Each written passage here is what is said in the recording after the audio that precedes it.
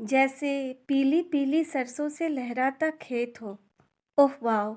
ये कविता हम जब जब पढ़ते हैं ना दोस्तों, तो लगता है कि हम सरसों के खेत के बीच में खड़े हों और लगता है कि सरसों के खेत में फूलों पे उड़ती तितलियां आंचल की तरह लिपटी जा रही हैं। पीत परागकण अनायास ही पैरों में ठंडक का एहसास देती ओस से नहाई हरी धूप, और मन कहता है बहुत खूब, बहुत खूब, बहुत खूब। चलिए छोड़िए, रहने दीजिए इन सभी बातों को, क्योंकि हम अपने मनोभाव को शब्दों से बयां नहीं कर पाएंगे। तो आते हैं हम कविता पर। जैसे पीली पीली सरसों से लहराता खेत हो, जैसे हवाओं के साथ जगह बदलता रेत हो, जैसे वायु के साथ पेड़ों के पत्तों का संवेद हो, जैसे इंसानों का प्रकृति से सानिध्य का संकेत हो। Authored bye Shri Ajay Pratap Rathore. नमस्ते दोस्तों, स्वागत है आप सभी का हमारे YouTube channel gardening with Shweta में। तो दोस्तों, मेरा आज का टॉपिक है ऑर्गेनिक फर्टिलाइज़र यानी कार्बनिक उर्वरक, जिसकी ज़रूरत हम सभी गार्डनर्स और फार्मर्स को होती है।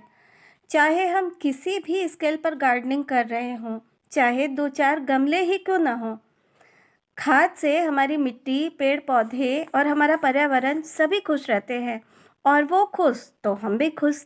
पता है दोस्तों, ये खाद हमें बिल्कुल फ्री में मिलता है, प्रकृति हमें खुद ही देती है, पर हम जानकारी के अभाव में इसका फ़ायदा नहीं ले पाते और पैसे खर्च करके केमिकल वाले खाद उपयोग में लाते हैं, जिससे कि मिट्टी की उर्वरक क्षमता भी घटती है और हमारे स्वास्थ्य को भी हानि पहुंचती है।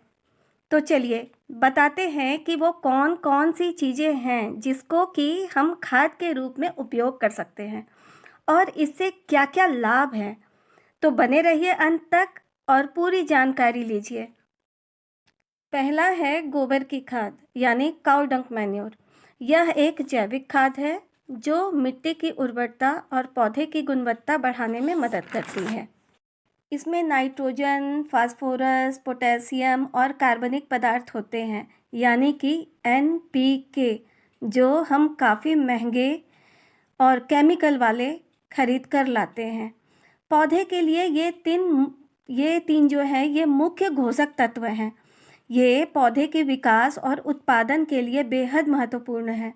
आइए समझते हैं कि ये कैसे मदद करते हैं हमारे पौधों को। नाइट्रोजन पौधों की हरी पत्तियों के विकास में मदद करता है। यह क्लोरोफिल के निर्माण में भी सहायक है, जो प्रकाश संश्लेषण के लिए जरूरी है।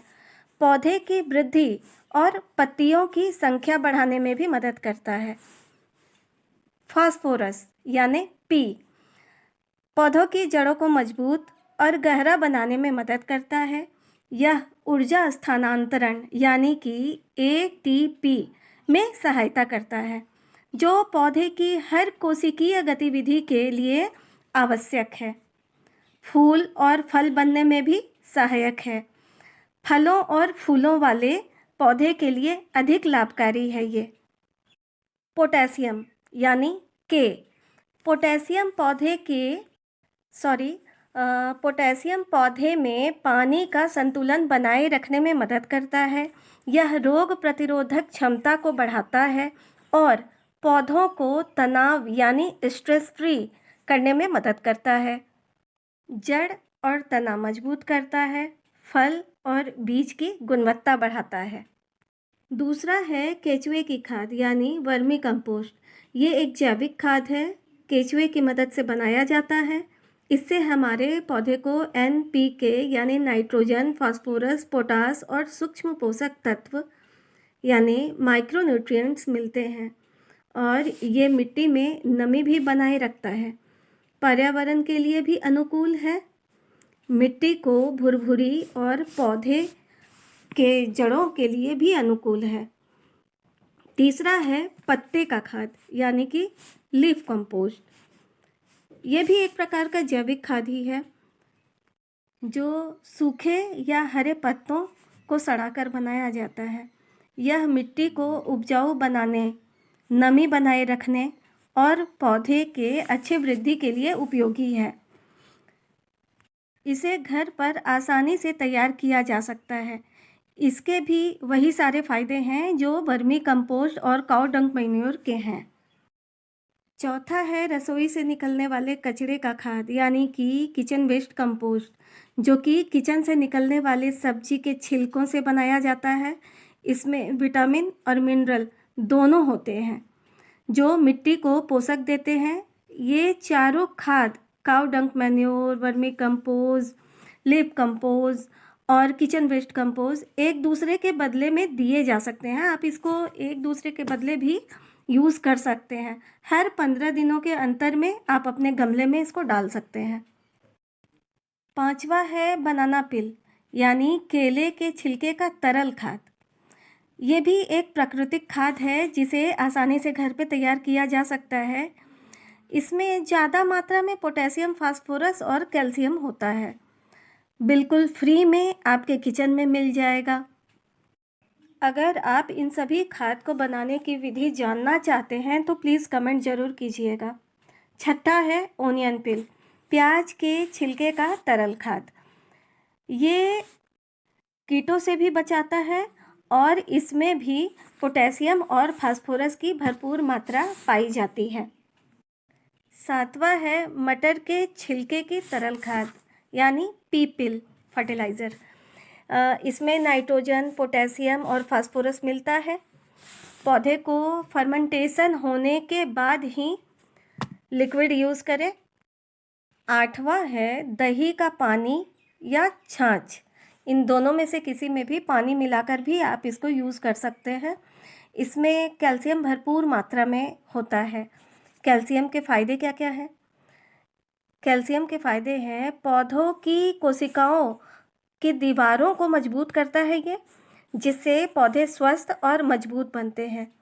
ये जड़ और तना को भी मजबूत करता है।